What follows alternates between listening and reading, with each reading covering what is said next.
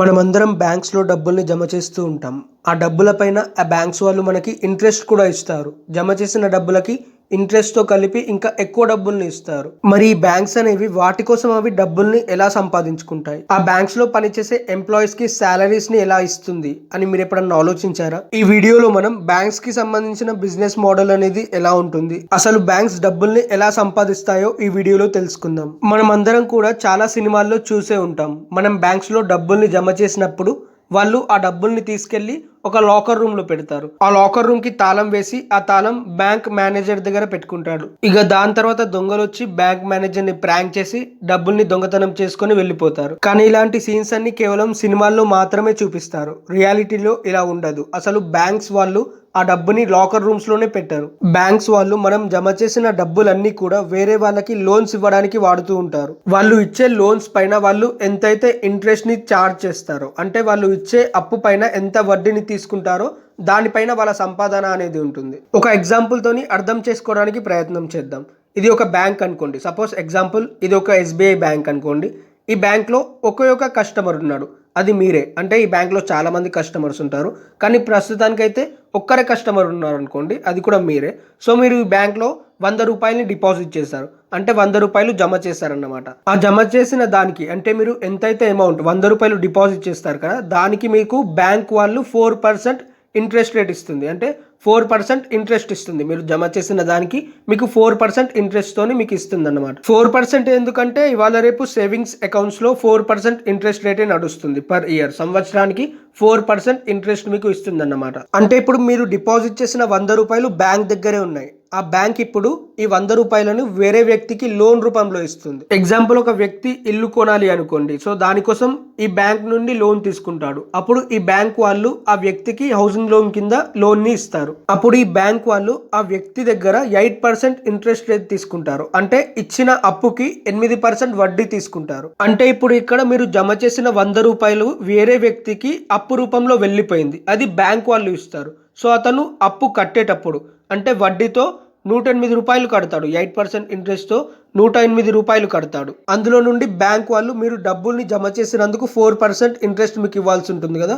So అప్పుడు 104 rupees, 104 రూపాయలు, 100 రూపాయలకి 4% ఇంట్రెస్ట్తో మీకు ఇచ్చేస్తారు. అంటే ఇప్పుడు ఇక్కడ బ్యాంక్కి 4% ప్రాఫిట్ అన్నమాట. అంటే 4 రూపాయల లాభం ఉంటుంది. ఇలానే బ్యాంక్స్ అన్ని కూడా పనిచేస్తూ ఉంటాయి. కానీ ఇక్కడ ఒక ఇంపార్టెంట్ క్వశ్చన్ అనేది ఉంది. ఒకవేళ బ్యాంక్ వాళ్ళు వేరే వ్యక్తికి మీరు ఇచ్చిన డబ్బులతో లోన్ ఇస్తారు కదా, కానీ అతను లోన్ మళ్ళీ తిరిగి కట్టకపోతే, మళ్ళీ లోన్ని పే చేయకపోతే, ఒకవేళ లోన్ని పే చేసే డేట్ కూడా ఇంకా రాలేదు అనుకోండి, కానీ మీకు డబ్బులు అవసరం ఉన్నాయి, మీకు చాలా అర్జెంట్గా డబ్బులు అవసరం ఉన్నాయి, మీ 100 రూపీస్ మీరు తీసుకోవాలి, కానీ బ్యాంక్ దగ్గర 100 రూపీస్ లేవు. ఎందుకంటే మీరు డిపాజిట్ చేసిన 100 రూపాయలు వేరే వ్యక్తికి లోన్ రూపంలో ఇచ్చేశారు. అలా కాకుండా లోన్ తీసుకున్న వ్యక్తి ఒకవేళ కొన్ని రీజన్స్ వల్ల లోన్ తిరిగి కట్టలేకపోతున్నాడు అనుకోండి, అతని ఫ్యామిలీ ప్రాబ్లమ్స్ వల్ల లేదా దేని వల్లనైనా సరే అతను మళ్ళీ లోన్ కట్టలేకపోతున్నాడు, అంటే అప్పుడు మీ డబ్బులు పోయినట్టే కదా. ఇలాంటి సిచ్యువేషన్స్ వస్తాయి, ఇలాంటి సంఘటనలు జరిగితే బ్యాంక్ వాళ్ళకు చాలా ఇబ్బంది అవుతుంది, చాలా ప్రాబ్లం ఫేస్ చేయాల్సి ఉంటుంది బ్యాంక్ వాళ్ళు. కానీ ఇలాంటి సంఘటనలు జరగవు అన్నమాట. ఎందుకంటే మనం బ్యాంక్స్ లో చూసుకుంటే ఒక్క డిపాజిటర్, ఒక్క బారోవర్ మాత్రమే ఉండరు. అంటే సేవింగ్స్ అకౌంట్ ఓపెన్ చేసిన వాళ్ళు, అప్పు తీసుకున్న వాళ్ళు ఒక వ్యక్తియే ఉండడు. చాలా మంది డిపాజిటర్స్, చాలా మంది బారోవర్స్, అంటే చాలా మంది డిపాజిట్ చేస్తుంటారు, చాలా మంది లోన్స్ కూడా తీసుకుంటూ ఉంటారు. కానీ ఇక్కడ అయినా సరే ప్రతి ఒక్క బ్యాంక్ అనేది డబ్బుల్ని జమ చేసుకొని వాళ్ళ దగ్గరనే ఉంచుకోరన్నమాట. ఆ డబ్బునంతా కూడా లోన్స్ రూపంలో వేరే వాళ్ళకి ఇచ్చేస్తూ ఉంటారు. అందుకే RBI, reserve bank of India వాళ్ళు ఒక రూల్ ని పెట్టారు. ఎంతైతే డబ్బు ఒక డిపాజిటర్ బ్యాంక్ లో డిపాజిట్ చేస్తాడు, అందులో నుండి 4.5% డబ్బు అనేది బ్యాంక్ దగ్గర క్యాష్ రూపంలో పెట్టుకోవాలి అని. దీన్నే క్యాష్ రిజర్వ్ రేషియో అని అంటారు. ఆర్బీఐ అన్ని బ్యాంక్స్ కి బాస్ గా ఉంటుంది. ఇండియాలో ఉన్న అన్ని బ్యాంక్స్ కి కూడా ఆర్బీఐ పెద్ద బ్యాంక్. అందుకే క్యాష్ రిజర్వ్ రేషియో అనేది ఎంత ఉండాలి అనేది ఆర్బీఐ డిసైడ్ చేస్తుంది. ఈ రేట్ అనేది టైం ప్రకారం మారుతూ ఉంటుంది. ఇంతకు ముందు ఇది 4% ఉండేది, ప్రస్తుతం 4.5% నడుస్తుంది. ఇదే కాకుండా స్టాట్యుటరీ లిక్విడ్ రేషియో అనేది కూడా ఉంటుంది. ఈ రేషియో అనేది 18% నడుస్తుంది. ఈ రేషియో ఏంటంటే ఆర్బీఐ వాళ్ళు బ్యాంక్స్ అందరికీ కూడా తక్కువలో తక్కువ పబ్లిక్ ద్వారా డిపాజిట్ చేసిన డబ్బులో నుంచి 18% డబ్బులు అనేవి బ్యాంక్స్ దగ్గర రిజర్వ్ లో ఉంచాలి. ఎగ్జాంపుల్ గవర్నమెంట్ బాండ్స్ దగ్గర, గోల్డ్ రిజర్వ్స్, సెక్యూరిటీస్ దగ్గర, పిఎస్యూస్ లో ఇన్వెస్ట్ చేయడం. సో ఇలాంటివి అన్నమాట. అంటే దీని ప్రకారం చూసుకుంటే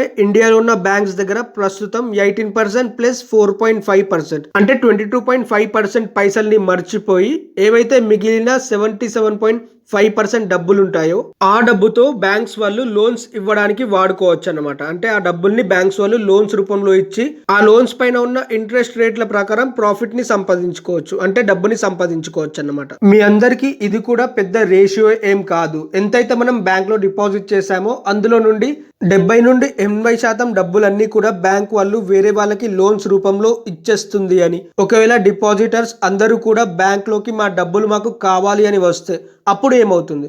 సో అప్పుడు బ్యాంక్ అనేది ఫెయిల్ అయిపోతుంది అన్నమాట. దీన్నే బ్యాంక్ రన్ అని పిలుస్తాం. కానీ మొత్తం ప్రపంచంలో ఉన్న ఏ బ్యాంక్ వాళ్ళకి కూడా ఇలా జరగదు. ఎందుకంటే ఏ బ్యాంక్ దగ్గర కూడా అయినా సరే ఏవైతే డిపాజిట్ చేసిన డబ్బులు ఉంటాయో అవి క్యాష్ రూపంలో ఉండవు. అందుకే ఇలాంటి సంఘటనలు రియల్ లైఫ్లో జరగవు. సో దాని గురించి భయపడాల్సిన అవసరం లేదు.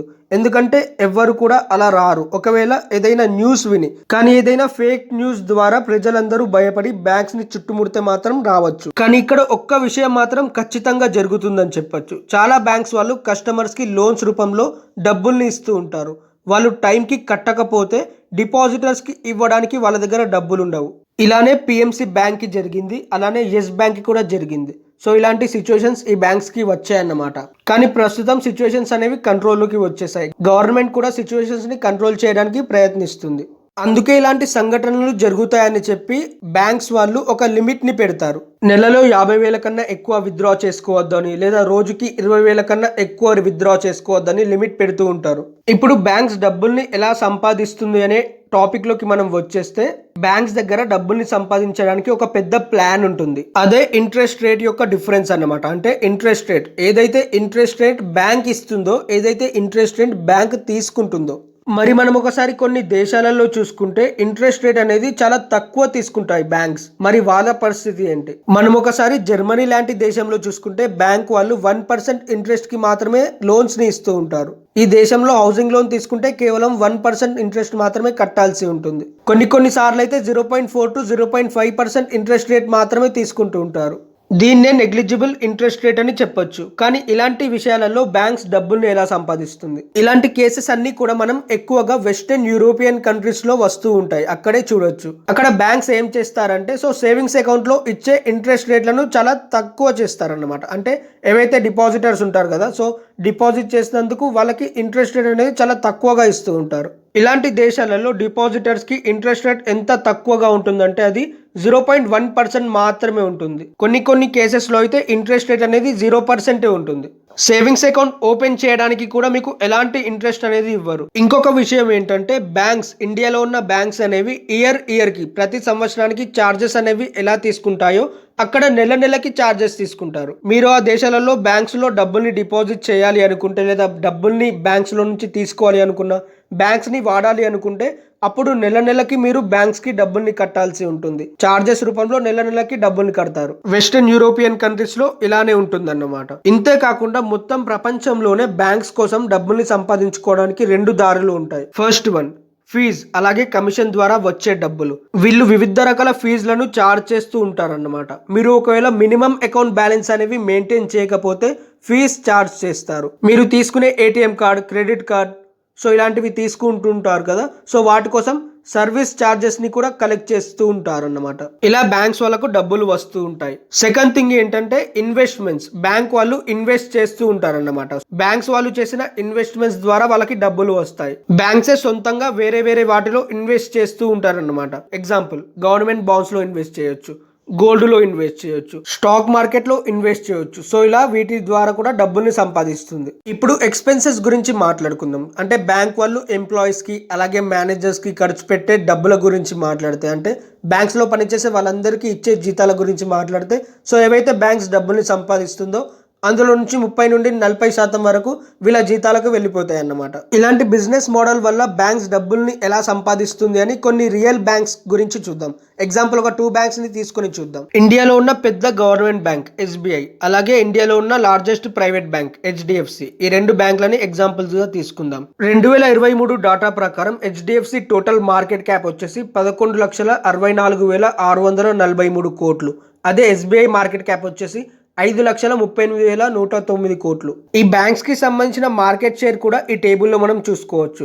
ఇండియాలో ఉన్న ఇందులో టాప్ 5 బ్యాంక్స్ కి సంబంధించిన మార్కెట్ షేర్ చూసుకుంటే SBI బ్యాంక్ లో 23.9% డిపాజిటర్స్ వరకు ఉన్నారు. HDFCలో 8.5% ఉన్నారు. మొత్తం దేశంలో ప్రజలందరికీ ఎక్కువగా లోన్స్ ఇచ్చే బ్యాంక్స్ గురించి మాట్లాడుకుంటే SBI ద్వారా 22.5% లోన్స్ ఇవ్వబడుతున్నాయి. HDFC ద్వారా 9.6% ఇవ్వబడుతున్నాయి. 2023 డాటా ప్రకారం HDFCలో మొత్తం 12 కోట్ల మంది కస్టమర్స్ ఉన్నారు. SBIలో 44 కోట్ల మంది ఉన్నారు. ఇక్కడ HDFC మార్కెట్ షేర్ అనేది చాలా ఎక్కువగా ఉంది. SBI కన్నా HDFC వాళ్ళు 3 రేట్లు ఎక్కువగా ఉన్నారు. దీని వెనకాల ఉన్న రీజన్ ఏంటంటే SBI గవర్నమెంట్ కి సంబంధించిన బ్యాంక్. పబ్లిక్ సెక్టర్ బ్యాంక్ లో సోషల్ రెస్పాన్సిబిలిటీస్ అనేవి ఎక్కువగా ఉంటాయి. దేశంలో జరిగే ప్రతి ప్రాజెక్ట్ పైన వీళ్ళు దేశం కోసం ఇన్వెస్ట్మెంట్ చేయాల్సి ఉంటుంది. దాంతో పాటు గవర్నమెంట్ చెప్పింది వినాల్సి ఉంటుంది. ప్రైవేట్ బ్యాంక్స్ వాళ్ళు వాళ్ళ ఇష్టం ఉన్నట్టు చేసుకోవచ్చు. వాళ్ళు ఎక్కడైనా ఇన్వెస్ట్మెంట్ చేసుకోవచ్చు. అందుకే గవర్నమెంట్ బ్యాంక్స్ ని ప్రైవేట్ బ్యాంక్స్ తో కంపేర్ చేసుకుంటే ప్రైవేట్ బ్యాంక్సే ఎక్కువగా డబ్బుల్ని సంపాదిస్తాయి. ఇంతకు ముందు నేను ఇంట్రెస్ట్ రేట్ డిఫరెన్స్ వల్ల వచ్చే ప్రాఫిట్ గురించి కూడా మాట్లాడాను. ఎంతైతే ఇంట్రెస్ట్ బ్యాంక్ తీసుకుంటుందో, ఎంతైతే బ్యాంక్ ఇంట్రెస్ట్ ఇస్తుందో దీన్నే నెట్ ఇంట్రెస్ట్ ఇన్కమ్ అని పిలుస్తారు. ఈ రెండిటిలో డిఫరెన్స్ ఏంటంటే దీన్ని మనం టోటల్ లోన్ తోని డివైడ్ చేసి చూసుకుంటే, అంటే మొత్తం ఇచ్చిన అప్పుతోని డివైడ్ చేసి చూసుకుంటే దాంతో మీకు నెట్ ఇంట్రెస్ట్ మార్జిన్ వస్తుంది. దీని పర్సంటేజ్ ప్రకారం మనం బ్యాంక్ ఎంత ఎక్కువ ప్రాఫిట్ లో ఉంది, ఎంత ఎక్కువ డబ్బుల్ని సంపాదిస్తుంది అనేది చూడొచ్చు. ఇప్పుడు 2023 డాటా ప్రకారం నెట్ ఇంట్రెస్ట్ మార్జిన్ చూసుకుంటే ఈ 2 బ్యాంకులకు సంబంధించిన నెట్ ఇంట్రెస్ట్ మార్జిన్ చూసుకుంటే HDFC నెట్ ఇంట్రెస్ట్ మార్జిన్ వచ్చేసి 3.52% ఉంది. SBI 3.58% ఉంది. ఇక్కడ ఇంకో పర్సెంటేజ్ కూడా చాలా ఇంపార్టెంట్ గా ఉంటుంది. అదే గ్రాస్ NPA పర్సెంటేజ్. ఏవైతే మొత్తం లోన్స్ బ్యాంక్స్ వాళ్ళు ఇస్తారో దానిలో నుండి ఎంత పర్సెంటేజ్ బ్యాడ్ లోన్స్ ఉంటాయో, అంటే కట్టకుండా ఉంటారు కదా వాళ్ళు, అంటే కస్టమర్స్ కొందరు లోన్స్ తీసుకొని కట్టకుండా ఉంటారు కదా, ఆ లోన్స్ అన్నమాట. 2023 డాటా ప్రకారం గ్రాస్ NPA చూసుకుంటే HDFC బ్యాంక్ ది 1.17% ఉంది. SBI 2.76% ఉంది. ఈ పర్సెంటేజ్ అనేది 7, 8, 9 ఇలా ఉంటే చాలా ప్రాబ్లమ్స్ వస్తాయి అనమాట. కానీ ఇలా పర్సెంటేజ్ లేవు కాబట్టి నో ప్రాబ్లం ఈ బ్యాంక్స్ కి. ఇది వచ్చేసి ఇవాళ వీడియో కనుక మీకు నచ్చితే, అర్థమైంది అనుకుంటే ప్లీజ్ వీడియోని లైక్ చేయండి. అలాగే ఇలాంటి ఇంట్రెస్ట్ వీడియోస్ కోసం ఛానల్ని సబ్స్క్రైబ్ చేసుకోండి. Thanks for watching my video.